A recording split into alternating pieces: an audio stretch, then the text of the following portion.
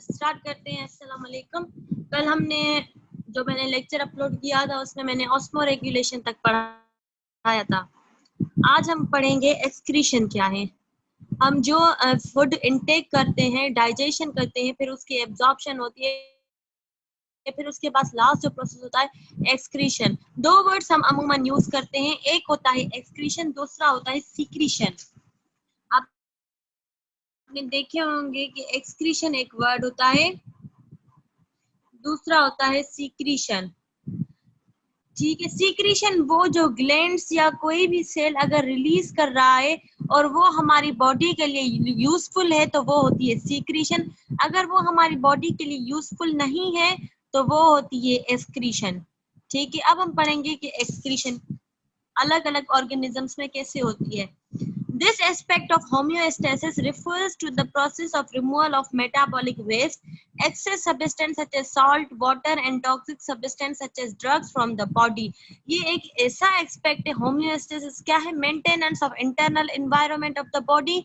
इसमें क्या होता है, जब मेटाबॉलिज्म हो जाती है फिर जो मेटाबॉलिक वेस्ट होता है वो, अगर वो साल्ट हो चाहे पानी हो, उसका रिमूवल हमारी बॉडी से, this is called excretion. However, in restricted sense, it is a process of removal of nitrogenous metabolic waste from the organism. Such waste is formed as a consequence of protein and nucleic acid metabolism. अगर हम restriction रखें तो मैं हमारी excretion तकरीबन किसकी होती है? जो प्रोटीन मेटाबॉलिज्म की एंड प्रोडक्ट होती है, या न्यूक्लिक एसिड की मेटाबॉलिज्म की जो एंड प्रोडक्ट होती, या नाइट्रोजनस वेस्ट, उसकी अगर एक्सक्रीशन होगी तो हम कहेंगे एक्सक्रीशन है। अब excretion in plants. For a number of reasons, excretion in plants does not pose serious problems. First, the rate of catabolic process is much less than animal of same weight or mass. Animals में क्या होता है, plants में इतनी excretion problem नहीं करती। क्यों? अगर एक ही वजन का एटॉमिक वेट या मास का अगर हम एनिमल लें या प्लांट लें तो उसमें क्या होगा, प्लांट में कैटाबॉलिज्म मींस ब्रेक डाउन जो होगी वो कम होगी और एनिमल में ज्यादा होगी, इसलिए प्लांट्स में एक्सक्रीशन कम होती है। Thus metabolic waste accumulate more slowly.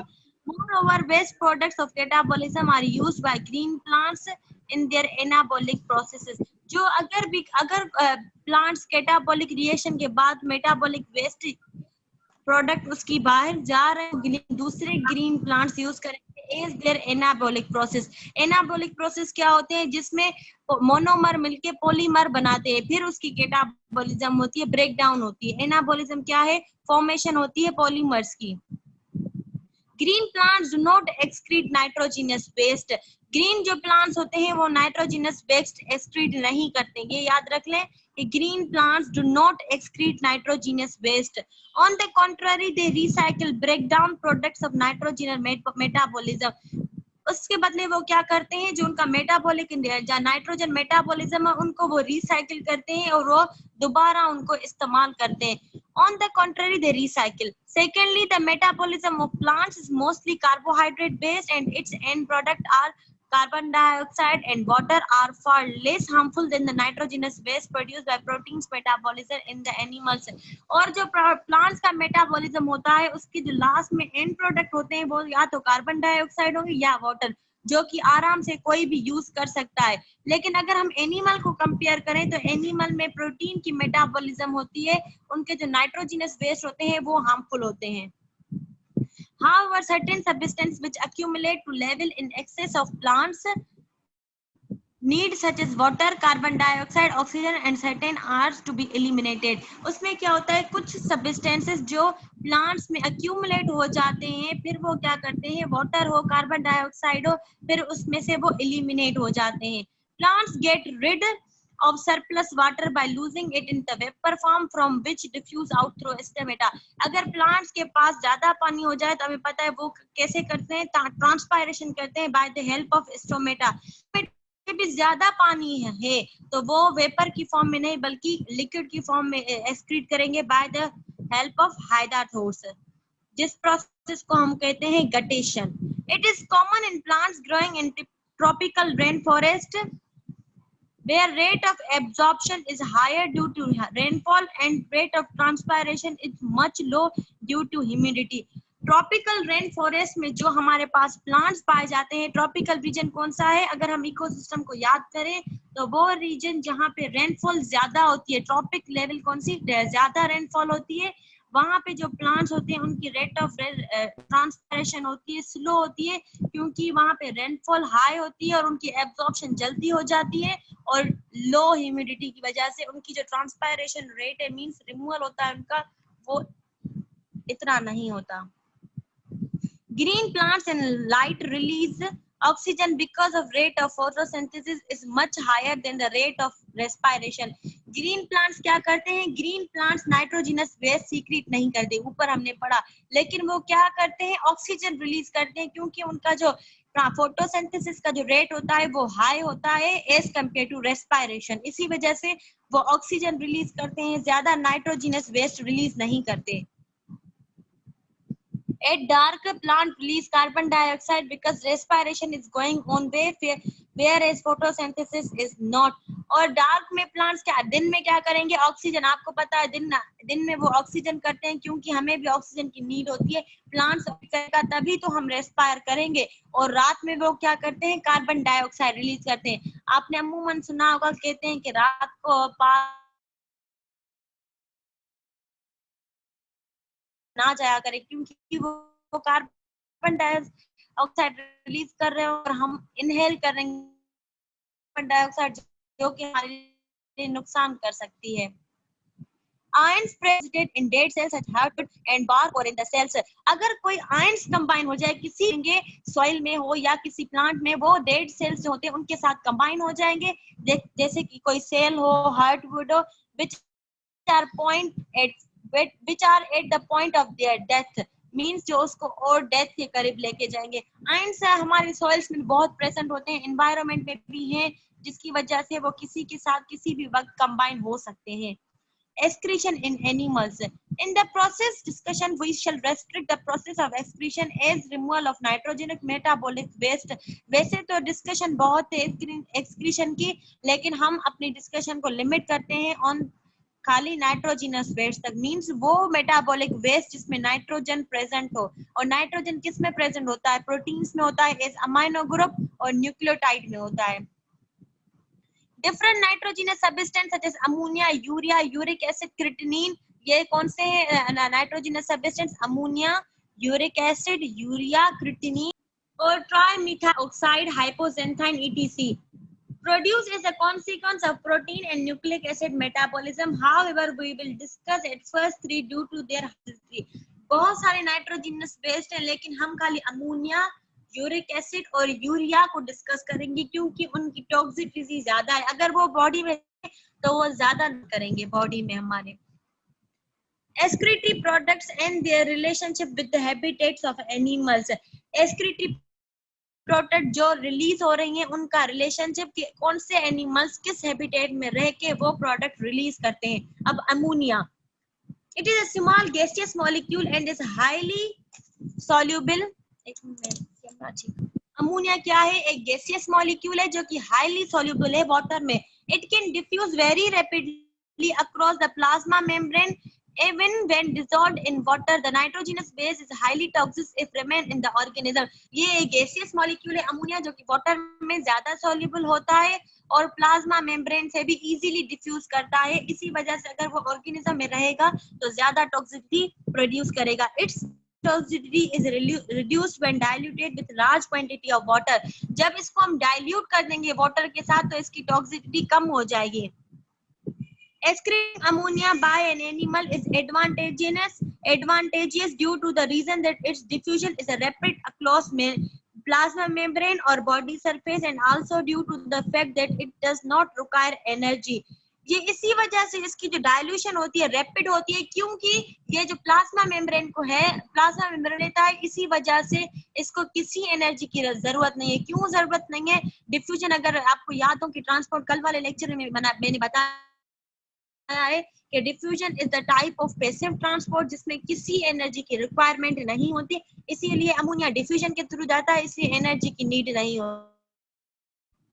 However, its removal requires a lot of water for its dilution. लेकिन इसका जो रिमूवल होता है, अगर हम रिवर्स करें तो इसका रिमूवल के लिए ज्यादा पानी की नीड होती है, क्योंकि इसे डाइल्यूट करना पड़ता है पहले।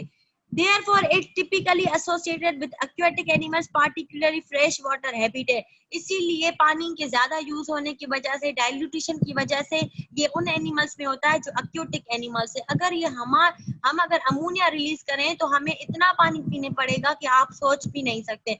इसलिए ये खाली एक्वेटिक एनिमल्स ही लूज करते हैं।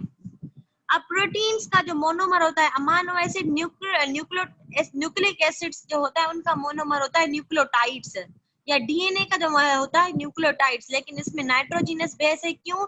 क्योंकि ये वो है कि हम अमाइनो ग्रुप को देख रहे हैं। अब इन दोनों में अमाइनो ग्रुप होता है, क्या होता है, अमाइनो ग्रुप हर किसी में हर फॉर्म में सीक्रेट नहीं होता। अगर हम एक्वेटिक की बात करें, फिश है तो वो अमोनिया सीक्रेट करेगी, हमने ऊपर पढ़ा, क्यों? क्योंकि उनको डाइल्यूटेशन की नीड होती है, डाइल्यूटेशन जरूरी होती है अमोनिया की एक्सक्रीट करवाने के लिए। यूरिया जो है टेरेस्ट्रियल एनिमल करते हैं, एलिफेंट, और यूरिक जो एसिड करते हैं जो बर्ड्स करते हैं। बर्ड्स कम पानी पीती हैं इसलिए ये यूरिक एसिड करती हैं जो पाउडर लाइक स्ट्रक्चर होता है। इन soft bodied invertebrates, the entire body surface is involved in the removal of ammonia from the body. जो इन्वर्टिब्रेट्स होती है या पानी वाली जो जानवर होते हैं उनकी पूरी बॉडी इन्वॉल्व होती है अमोनिया को रिलीज करवाने में। In fish most of the ammonia is excreted through gills as ammonium ions with kidney secretion of nitrogenous waste. Fish में क्या होता है, अमोनियम आयंस की बेसिस पे, अमोनियम आयंस की सूरत में अमोनिया रिलीज होता है by the help of gills, और किडनी इसमें कम रोल प्ले करती है। अब यूरिया क्या, यूरिया का फार्मूला देख लें, ये पूछते हैं यूरिया का फार्मूला क्या है, CONH2 होल ब्रैकेट 2 मींस, अगर हम इसको खोलें तो CON2H4 इसका फॉर्मूला है यूरिया का। Urea is relatively less in water and about 100,000 times less toxic than anemia, ammonia. Urea जो हमारे पास होता है पानी में लेस सॉल्युबल है, अमोनिया हमारे पास हाई सॉल्युबल था, और हमारा जो यूरिया है वो लेस टॉक्सिक है as compared to ammonia. Therefore it can be tolerated by concentrated form, इसलिए ये काफी हद तक इसको एनिमल बर्दाश्त कर सकते हैं यूरिया को। Terrestrial animals such as mammals who cannot afford to loss of lot of water during excretion of nitrogenous waste switched over from ammonia to urea। वो टेरेस्ट्रियल एनिमल जिनमें इतना पानी नहीं उनको पीना पड़ता तो वो क्या करते हैं, अमोनिया में से अपना नाइट्रोजिनस वेस्ट यूरिया में कन्वर्ट करते हैं, ताकि उनको जो होता है पानी कम जरूरत है, क्योंकि हम हर वक्त तो पानी में नहीं रह सकते, एक्वेटिक एनिमल्स तो रहते ही पानी में है इसीलिए।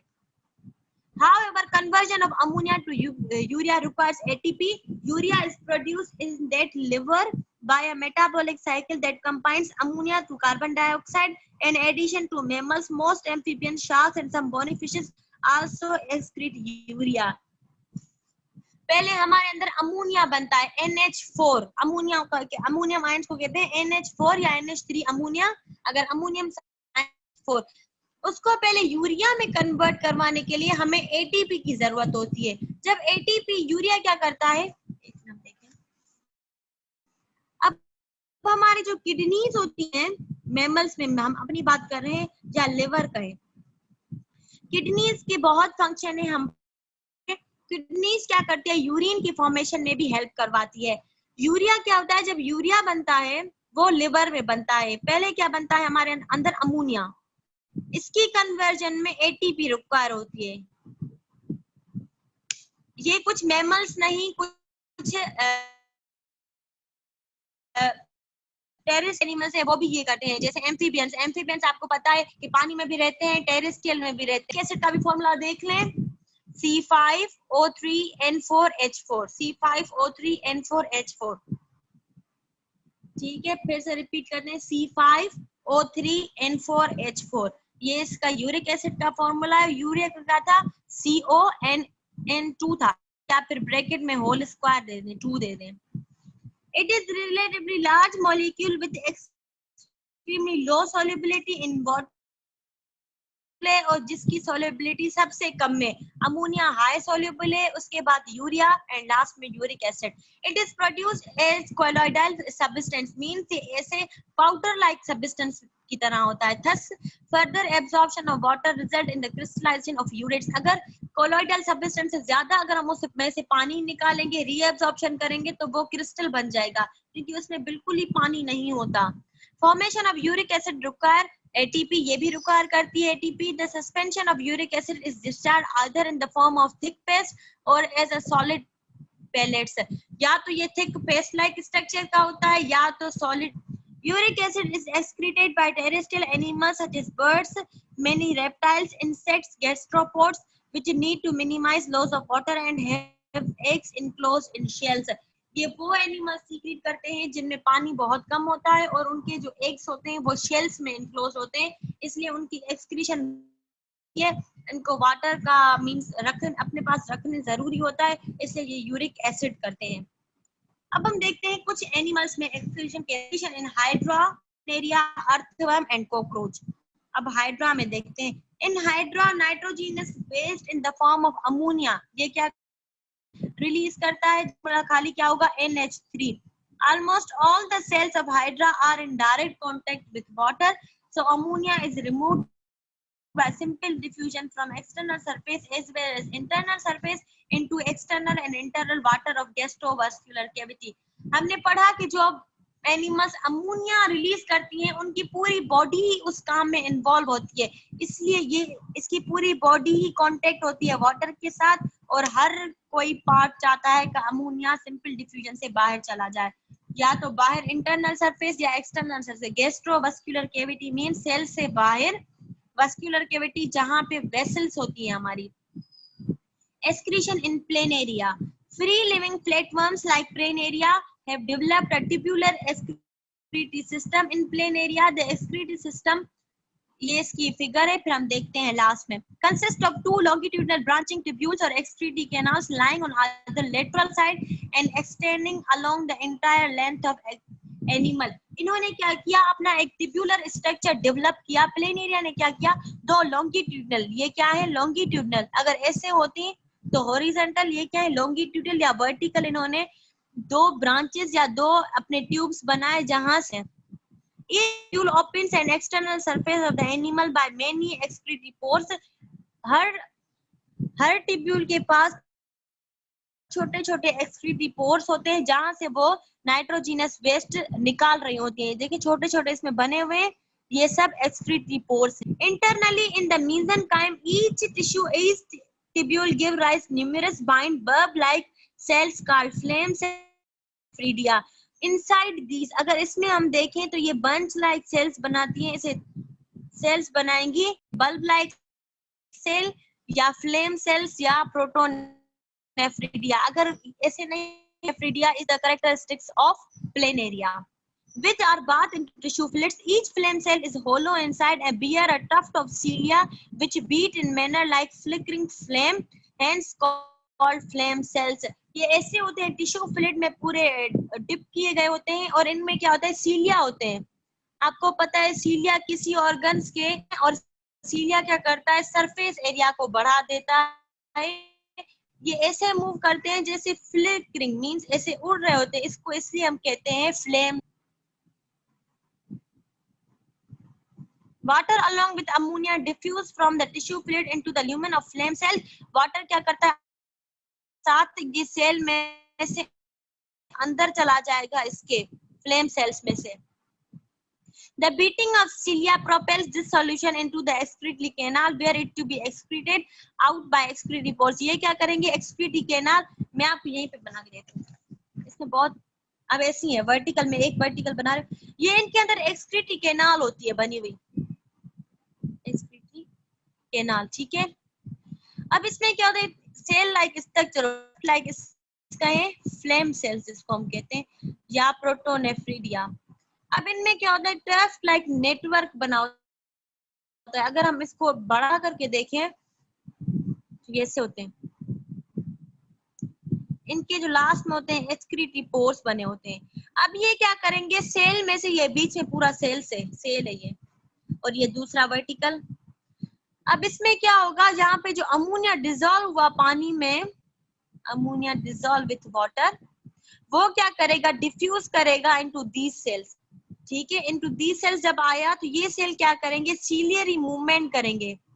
सीलिया क्या करता है, सरफेस एरिया को बढ़ा देता है, ये सीलियरली मूवमेंट करेंगे जिसकी वजह से ये क्या करेगा, अंदर एक्सक्रीटरी केनाल में चला जाएगा। जब ये एक्सक्रीटरी केनाल में चला जाएगा तो by the help of excretory pores हर कहाँ पे मौजूद है, वहां से ये बाहर निकल जाएगा। ये एडेप्ट किया है प्लेन एरिया ने अपने अंदर एक्सक्रीटरी सिस्टम, इस होल को हम कहते हैं excretory system. During this movement तो ये क्या करता है, जो भी वाटर इनको रीअब्सॉर्ब करना होता है वो रीअब्सॉर्ब हो जाता है, और जो वाटर इनको रिलीज करना होता है वो रिलीज हो जाएगा। इसको हम कहते हैं excretory method in planaria. इस pass in the hypotonic solution means अगर वो पास करेगा तो अंदर जो उसकी कंडीशन होगी वो ज्यादा हो जाएगी, क्योंकि अमोनिया के कंसंट्रेशन अगर यहाँ से जो बाहर निकल जाएगा एनवायरनमेंट में या बाहर किसी पानी वाली एरिया में या टेरेस्ट्रियल में, तो ये क्या करेंगे, अंदर जो कंडीशन होगी वाटर की ज्यादा होगी और अमोनिया की कम होगी, तो इसीलिए hypotonic solution. Thus, it is seen that flame cell function mainly in osmoregulation and most metabolic waste are removed from body surface or excreted in the gut, where they are removed through mouth along with undigested food. ये क्या करते हैं, फिर हम कह सकते हैं ये जो फ्लेम सेल है ऑस्मो रेगुलेशन करवाते हैं। ऑस्मो रेगुलेशन क्या है, क्योंकि हाइपरटोनिक कंडीशन है। ऑस्मो रेगुलेशन कल हमने पढ़ा कि वाटर और सॉल्यूट का जो बैलेंस होता है, जो ऑर्गन्स करवाते हैं वो ऑस्मो रेगुलेटरी ऑर्गन्स होते हैं, और प्रोसेस होता है ऑस्मो रेगुलेशन। मूव करे ही नहीं सीलियरी तो ये सब प्रोसेस हो ही ना, और जब ये यहाँ पे आ जाएगा तो ये गट में रिलीज होगा, क्योंकि ये बीच वाली जो है दो लॉन्गिट्यूडनल थी, बीच में पूरी गट है प्लेन एरिया की, यहाँ पे ये रिलीज हो जाएगा। यहाँ पे अनडाइजेस्टेड फूड भी होगा, जो फूड अभी डाइजेस्ट हुआ ही नहीं है उसके साथ अलोंग विथ माउथ से ये प्लेन एरिया निकाल देगा। यहाँ पे देखिए आप आगे हम पढ़ेंगे कि कैसे अडेप्ट होती हैं एक्सक्रीटरी मैकेनिज्म, पर आप यहाँ पे याद करें कि यहाँ पे सिर्फ एक ही ओपनिंग है, नीचे कोई भी ओपनिंग नहीं है, सिर्फ एक ऊपर ही ओपनिंग है, जहाँ से जिसको ये माउथ कहते हैं, जहाँ से ये खाते भी हैं और निकालते भी हैं। ये अभी ट्यूब लाइक स्ट्रक्चर है, इतना वेल एडेप्टेड नहीं है। However, in some of the parasitic flakeworms which are isotonic of the body fluid of their host, the flame cell perform excrety of nitrogenous waste. कल भी मैंने बताया था कि जो आइसोटोनिक कंडीशंस में रहते हैं उनमें कोई ऑस्मो रेगुलेटरी मैकेनिज्म नहीं होता। सेम एज ये भी कह रहा है कि जो सेल या फ्लेटवर्म्स ऑस्मो रेगुलेटरी कंडीशन में रहते हैं, आइसोटोनिक कंडीशन होता है, उन वहां पे फ्लेम सेल खाली एक्सक्रीशन का फंक्शन परफॉर्म करता है, ऑस्मो रेगुलेशन का फंक्शन नहीं परफॉर्म करेगा। अब excretion in earthworm, earthworm has combined excretory and osmoregulatory organs called metanephridia. वहां पे क्या था, प्रोटोनेफ्रिडिया, जो कि प्लेन एरिया का osmoregulatory as well as excretory organ था, पर किस कंडीशन में, जब या तो हाइपरटोनिक हो या हाइपोटोनिक हो, आइसोटोनिक में नहीं होगा। अब ये आप याद कर लें, इनमें से क्वेश्चन आए हैं कि metanephridia is the excretory and osmoregulatory organ of earthworm which are arranged segmentally. Each metanephridium is a high coiled tubule structure immersed in a coelomic fluid and surrounded by a network of capillaries. It is an open at both ends. Its internal opening is called nephrostome, which lies in a coelom, a ciliated funnel-like structure. अब इसमें क्या होता है, earthworm में आके ये tube adapt हो गया है, यहाँ पे दो ओपनिंग्स होंगी, हम बनाते हैं। मेटानेफ्रिडिया क्या होता है, अगर मैं इसको वर्टिकल बनाऊं तो इजी हो जाएगा। मेटानेफ्रिडिया क्या है, सेल्स, तो इसमें ब्लॉक सेगमेंटेड कहते हैं, ब्लॉक लाइक स्ट्रक्चर होता है, टूटे हुए स्ट्रक्चर्स होते हैं, ऐसे बने होते हैं। इनमें क्या होता है, दो ओपनिंग्स होती हैं, जहां पे ये जो सीलोमिक, अगर ऊपर वाली हम ओपनिंग देखें या इंटरनल ओपनिंग, उनको हम कहेंगे नेफ्रोस्टोम। अगर एक स्ट्रक्चर नेफ्रोस्टोम में ओपनिंग है फॉर सपोज, तो यहाँ पे ये ब्लड वेसल्स के साथ बंधी हुई होंगी, ब्लड वेसल्स इसको सर्कुलेट कर रही होंगी, और इस पूरी कैविटी को हम कहते हैं सीलोम। किसमें सीलोम बड़ी होती है, सीलोम की मीनिंग क्या है, कैविटी, किसमें कैविटी प्रॉपर होती है, किसमें फाल्स होती है, ये एनिमल्स पे डिपेंड होता है। ये क्या है, फनल लाइक स्ट्रक्चर है, जैसे एक ट्यूब हो, ऐसे आपने फनल देखे होंगे अगर केमिस्ट्री लैब में गए हो, फनल लाइक स्ट्रक्चर है। The coil tubular part dilates finally to form a bladder before opening to outside through nephrodiaphragm. Due to beating of cilia, nephrostome coelomic is sucked into the excretory tubule. Such excretory substances are also secreted by cells of the tubule. Here, selective reabsorption of useful substances also occur, which are taken back by blood into the circulation. Finally, excretion urine is emptied into the bladder. Excreted is outed through nephrodiaphragm. अब मैं आपको ऐसे ही बताऊंगी कि ये क्या है। अब अगर इस स्ट्रक्चर में को मैं बड़ा करूं, एक को हम देखते हैं, ये सेगमेंटेड स्ट्रक्चर है। अगर मैं एक को देखूं तो ये इससे बना होता है, ठीक है। यहाँ पे स्टोम, यहाँ पे कोई भी चीज आई, यहाँ पे ब्लड वेसल्स हाई होते हैं, यहाँ पे ब्लड वेसल्स बहुत सप्लाई कर रहे थे। जब हमारी नेक और हेड में बहुत वेसल्स हैं, तो यहाँ पे इस स्ट्रक्चर में ब्लड वेसल हाई होती हैं या कैपिलरी नेटवर्क कहते हैं। फिर ये क्या करेंगे, सीलोम में जो भी इनको फंक्शन होगा एब्जॉर्प्शन का, यहाँ से इसकी रीएब्जॉर्प्शन होगी।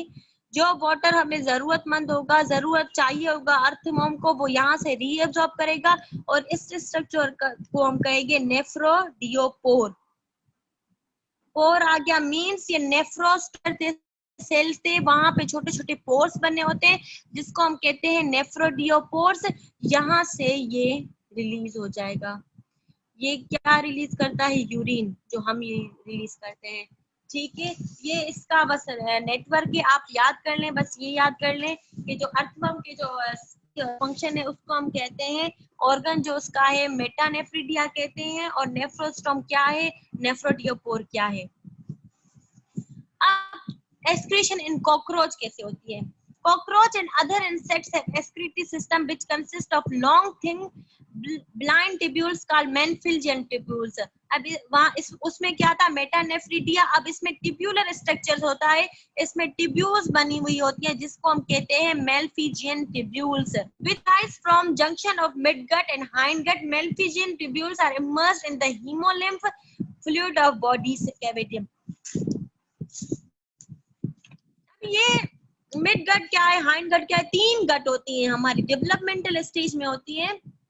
फिर जब बच्चा पैदा हो जाता है या कॉकरोच जब पैदा हो जाता है तो फिर ये कुछ ऑर्गन्स बनाती हैं। अब तीन गट होती हैं, फोर गट, मिड गट और हाइंड गट, ठीक है, हाइंड गट। अब इसमें जो फोर गट होंगे कुछ स्ट्रक्चर्स बनाएंगी ऊपर वाले, मिड गट होंगी और हाइंड गट कुछ बनाएगी। जहां पे मिड गट और हाइंड गट की कॉम्बिनेशन है, हमारे अगर ह्यूमन में देखें तो जो लार्ज इंटेस्टाइन है हमारा, ऐसे हॉरिजॉन्टल प्लेस होता है, फिर ऐसे होता है, इसके बीच में स्मॉल इंटेस्टाइन होता है।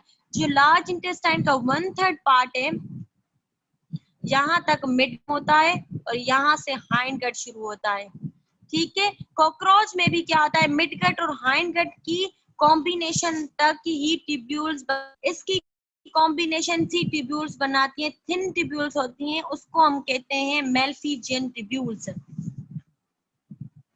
Cells of Manfilgian tubules absorb the excretory waste along with some useful substance present in the hemolymph. In later part of the tubule, selective reabsorption of useful substance occur and the uric acid is discharged into the rectum. ये याद कर लें, जरूरी जो book में define है उन animals को याद करें, और ये कौन सी एक्सक्रीटरी सिस्टम प्रोडक्ट देते हैं वो भी याद करें। अर्थवर्म यूरिन सीक्रेट करता है, एक्सक्रीशन जो कॉकरोच में होती है यूरिक एसिड होती है। अब ये क्या करेगा, हीमोलिम्फ क्या होता है, फ्लूइड ऑफ द कैविटी कहते हैं या फ्लूइड ऑफ द सेल, उसमें ये ट्यूब्यूल्स डिप होती हैं। अगर इनमें से कोई भी रीएब्सॉर्प्शन का मटेरियल होता है, ये देखिए ट्यूब्स बनी हुई है ट्यूब्यूल्स, इसमें क्या होता है कि रीएब्सॉर्प्शन का जो भी मटेरियल होता है वो रीएब्सॉर्ब हो जाता है और वेस्ट जो होता है रेक्टम में जमा होता है। मैंने पिछली बार बताया था, rectum is the part of large intestine जहाँ पे रीएब्सॉर्प्शन होती है, फिर उसके बाद एनल कैनाल आ जाती है जहां से हमारा एक्सक्रीटरी मटेरियल एक्सक्रीट हो जाता है। तो ये रेक्टम में स्टोर करता है यूरिक एसिड, जहां से reabsorption and salt and water होती है, और जो यूरिक एसिड होता है ड्राई हो जाता है और फीसिस के साथ निकल जाता है। ये थी कॉकरोच की। अब हम देखते हैं कि मेन में कैसे हो पड़ेंगे, मेन तो पढ़ लेते हैं। अब मेन में क्या होता है, keeping in mind a broader sense of excretion, removal of unwanted metabolic byproducts, excess salts and excess water, we can safely conclude that excretory organs in male as well as mammals are comprised of kidney. अब याद करें कि हमारे man में या human beings में या mammals में एक्सक्रीटरी ऑर्गन्स कौन कौन से हैं. एक्सक्रीशन क्या है? Removal of metabolic by products. Metabolic by products आपने वर्ड बहुत सुना होगा, लेकिन इसकी मीनिंग क्या है कि जो भी हमारी मेटाबॉलिज्म फैट हो, प्रोटीन की हो, कार्बोहाइड्रेट की हो या न्यूक्लिक एसिड की हो, चारों की अगर मेटाबॉलिज्म में से जो भी एंड प्रोडक्ट निकलेगी उसको हम कहेंगे मेटाबॉलिक बाय प्रोडक्ट. और हमारी मेटाबॉलिक ऑर्गेनिजम्स कौन से हैं? एक्सक्रीटरी ऑर्गन्स कौन से हैं? Kidney, liver and skin. Kidney भी है, लिवर भी है और स्किन भी है. किडनी जो हमारा है इम्पोर्टेंट ऑस्मोलेगुलेटरी ऑर्गन होता है. लिवर जो हमारे पास है होम्योस्टेट. किडनी बहुत रोल और भी परफॉर्म करती है. ठीक है. Homeostasis of body. होम्योस्टेसिस क्या है? Maintaining. Kidney maintains osmoregulation and eliminate nitrogenous waste, excess salt and excess water. Liver excrete nitrogenous waste, bile pigments, etc. Kidney क्या करती है? मेंटेन करती है और नाइट्रस वेस्ट भी एक्सक्रीट करती है. लिवर भी नाइट्रोजिनस वेस्ट एक्सक्रीट करता है, लेकिन बाइल पिगमेंट्स भी करता है. अब बाइल पिगमेंट्स क्या होते हैं मैं बताती हूँ. एक होता है बाइल, आपने सुना होगा bile bluish in colour, greenish in colour होता है.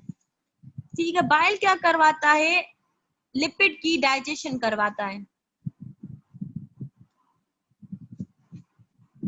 लिपिड की ये कहाँ पे रिलीज होता है? लिवर इसको रिलीज करती है और गाल ब्लैडर में ये कंसंट्रेटेड होता है. ठीक है. ये कहाँ रिलीज होता है? हमारे ड्यूडेनम में, मीन स्मॉल ड्यूडेनम, जहाँ पे इंस्पेक्टर लगे होते हैं. वो आपके कोर्स में नहीं है, लेकिन ये याद करने ड्यूडेनम में होता है. स्मॉल इंटेस्टाइन का पार्ट है जहाँ पे बाइल रिलीज होता है, जो कि लिपिड की डाइजेशन करवाता है. बाइल में बाइल पिगमेंट्स होते हैं या बाइल सॉल्ट्स भी होते हैं. ठीक है. बाइल सॉल्ट्स भी होते हैं. अब बाइल पिगमेंट्स कौन रिलीज करता है? लिवर. ठीक है. स्किन क्या एक्सक्रीट करती है? सॉल्ट करती है, क्योंकि हमारा जो पसीना होता है उसमें पानी भी होता है और साल्टिश भी होता है. साल्टिश इन टेस्ट होता है. Substance along with sweat during perspiration. जब हम पसीने में लपटक होते हुए, जब हम पसीने से भरे हुए हो, तो हमारी स्किन में वाटर के साथ साल्ट भी रिमूव होता है. अब लिवर क्या है हमारे पास? Important homeostatic organ, large reddish brown grain organ located in the abdomen just below the diaphragm. Diaphragm क्या है? पार्टीशन है थोरैक्स कैविटीज को और एब्डोमेन कैविटी को वो अलग कर देती है. Diaphragm is the partition. वो उसके बिलो डायफ्राम के नीचे है और एब्डोमेन में लिवर हमारे राइट होता है. ग्लैंडुलर ऑर्गन है, क्योंकि ग्लैंड है. लिवर हमारे पास बहुत सीक्रेशन ये करता है. It is a metabolic centre. ये हमारे पास मेटाबॉलिक सेंटर है. Therefore it is richly supplied with the blood. जो हमारे पास इंपॉर्टेंट ऑर्गन्स होते हैं उनकी ब्लड सप्लाई भी रिच होती है, इसलिए लिवर की ब्लड सप्लाई रिच होती है. A sac like gallbladder is attached with it for the storage of bile secreted by liver. इसमें एक सेक लाइक स्ट्रक्चर जिसको हम कहते हैं गाल ब्लैडर, वो लिवर के साथ अटैच होता है ताकि वो स्टोर कर सके अपने आप में. Bile is poured into the duodenum by common bile duct. मैंने आपको बता दिया कि बाइल आके ड्यूडेनम में खुलता है by the help of common duct. बहुत डक्ट से बनती है. लास्ट में हम इसका नाम देते हैं common bile duct. Rates of its products are released into the blood through hepatic when. जो भी लिवर के अदर मेटाबॉलिक प्रोडक्ट्स होती है वो हेपेटिक वेन्स के साथ जाके ब्लड में रिलीज हो जाएंगी. Although liver perform 100 of functions, we are restricting here to some of main homeostatic functions. Blood more functions perform करता है, लेकिन आपके सिलेबस तक खाली homeostatic functions है. अब metabolism of carbohydrate and lipid कैसे होती है, मैं आपको ऐसे ही बता देती हूँ कि जब कंसंट्रेशन हमारी जो ग्लूकोज की होती है वो ब्लड में मेंटेन करना नेसेसरी होता है. क्यों? क्योंकि जो हमारे पास अगर एक्सेस ग्लूकोज हो जाए तो वो ग्लाइकोजन में कन्वर्ट हो जाता है और हमारे मसल स्टोर हो जाएगा. मोटे लोगों में ग्लाइकोजन जाके मांस में या सेल्स में स्टिम्युलेट मींस स्टोर हो जाता है. अब क्या होता है, जब भी हमारे अंदर कमी हो जाएगी ग्लूकोज की, किसी ने खाना नहीं खाया या आप फास्टिंग स्टेज में है, तो क्या होगा, वो ग्लाइकोजन ब्रेक डाउन होगा और हमें ग्लूकोज मिलेगा, अमाइनो एसिड में कन्वर्ट होगा और फिर ग्लूकोज बनेगा लिवर में, जो कि हमें एनर्जी प्रोवाइड करेगा। और दूसरा क्या करता है, वो मॉडिफिकेशन से वो रिमूव करेगा और स्टोर कर देगा फैट को। और लिपिड की भी ये डाइजेशन करवाता है, सिंथेसिस करवाता है अमाइनो एसिड की, non essential amino acid. Non essential कौन से, जो कि हमें डाइट में रिक्वायर हो, like prothrombin, fibrin and globulin. ये तीनों जो प्रोटीन है, प्लाज्मा प्रोटीन्स, ये क्लोटिंग फैक्टर्स हैं। ब्लड क्लॉटिंग आपने पढ़ी हो अगर, तो वो ब्लड को क्लॉट करने में हेल्प करती है। ये फंक्शन है metabolism of carbohydrate and lipid का। इसमें कौन सा परफॉर्म करता है, ये सिंथेसिस भी करवाता है, ग्लाइकोजन की ब्रेकडाउन भी करवाता है, और ग्लाइकोजन की ग्लूकोज अगर एक्सेस में होगा तो स्टोर करवाएगा, अगर ग्लूकोज डिप्लीटेड फॉर्म में तो ग्लाइकोजन की ब्रेकडाउन कराएगा। डीअमाइनेशन एंड यूरिन फॉर्मेशन क्या है, डीअमाइनेशन क्या करवाता है, प्रोटीन में से अमाइनो एसिड को रिमूव करवा देगा या ब्रोकन करवाएगा, इसको हम कहते हैं डीअमाइनेशन।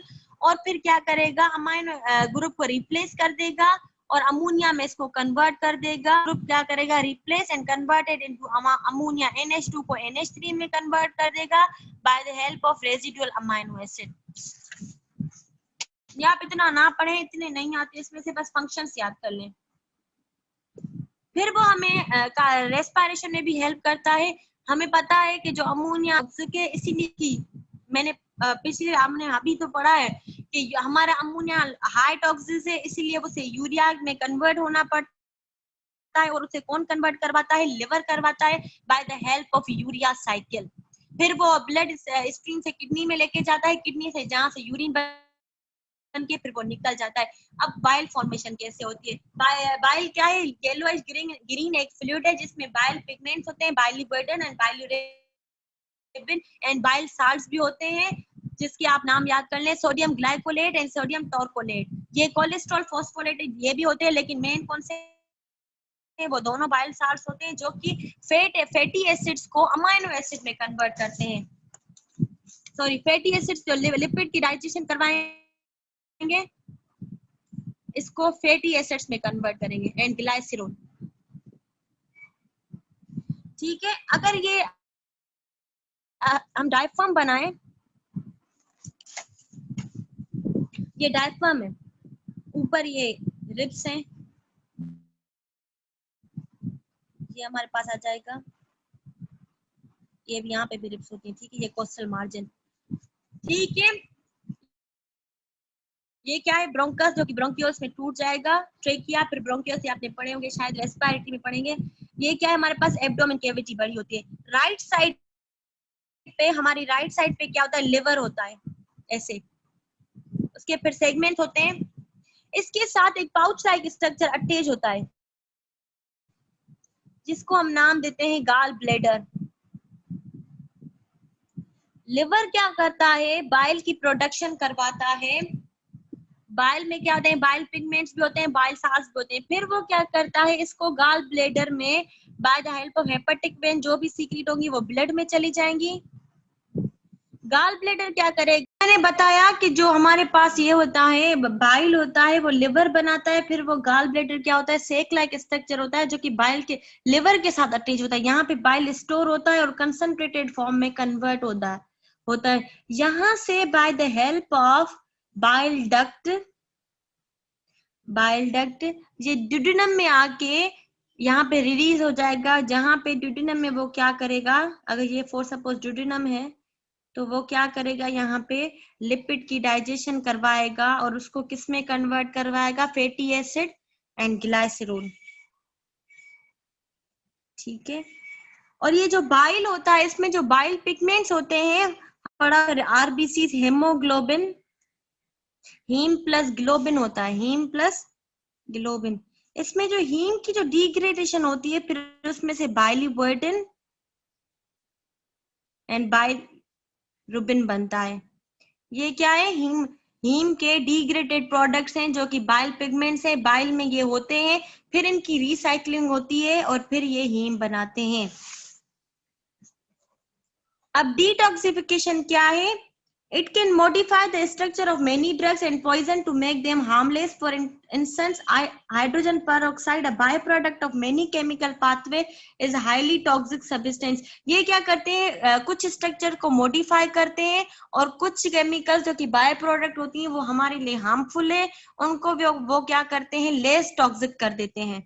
Liver, bye the help of liver it is एक, वो क्या करते हैं, हाइड्रोजन पर ऑक्साइड को ब्रेक डाउन कर देते हैं, hydrogen and oxygen by an enzyme called catalase which is present in high concentration in the cells of liver. Liver में एक एंजाइम होता है कैटालेज जो कि हाइड्रोजन पर ऑक्साइड को डिटॉक्सिफाई कर देता है हाइड्रोजन एंड ऑक्सीजन में, जिसको हम कहते हैं डिटॉक्सिफिकेशन.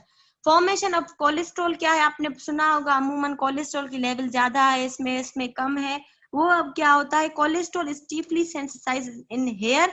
लिवर कोलेस्ट्रॉल को सिंथेसाइज करता है and is removed in the bile, remove हो जाता है बाइल में. It excess amount in gall bladder can precipitate to form gall stone which may lead to jaundice. अगर कोलेस्ट्रॉल गॉल स्टोन्स में store होता है और अगर वो वहां से नहीं निकला बाइल के साथ, अगर ज्यादा कोलेस्ट्रॉल हम खा रहे हैं, स्टोर हो रहे हैं, तो अगर वो पानी अगर आपने ज्यादा नहीं पिया और गॉल ब्लैडर से कोलेस्ट्रॉल नहीं निकला तो गॉल ब्लैडर स्टोन्स हो जाते हैं जो कि फिर जॉन्डिस हो जाता है, जिसको हम आम जबान में कहते हैं जॉन्डिस पीलिया, जिसमें होता है पीले हो जाते हैं आप उसको. ठीक है, आपने सुना भी होगा कि हमें पथरी हो गई है गाल ब्लेडर में, पित्तो हम जिसको कहते हैं वो होता है गाल ब्लेडर. थर्मोरेगुलेशन क्या है कि लिवर कैसे टेम्परेचर को मेंटेन करता है. Due to its efficient blood supply, large size and high molecular rate, liver plays important role in maintaining body temperature. इसकी ज्यादा सप्लाई की वजह से, हाई मेटाबॉलिक रेट की वजह से ये टेम्परेचर को मेंटेन करता है. विटामिन ये कौन कौन सी स्टोर करता है, ये याद कर ले. विटामिन लिवर स्टोर करता है, कौन सी करता है, एबीडी. एबीडी बच्चन से याद कर ले, फिल्म में अपना नाम रखता है ना वो एबीडी बच्चन, उससे याद कर लें कि लिवर कौन से स्टोर करता है vitamin, vitamin A, vitamin B, vitamin D.